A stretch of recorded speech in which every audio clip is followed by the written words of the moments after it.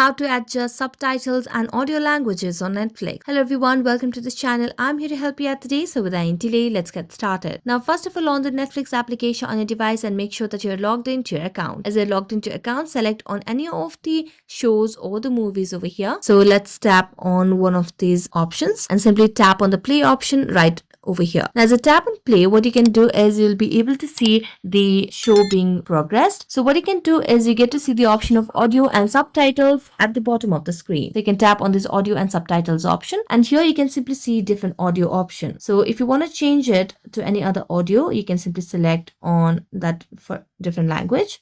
So I'm going to select on Spanish over here for now and let the subtitles be on a different language. So let's choose Spanish over here as well again. Then tap on apply. As you do that, we'll be able to adjust subtitles and audio languages on Netflix. So that's it. Thank you so much for watching this video. See you next time.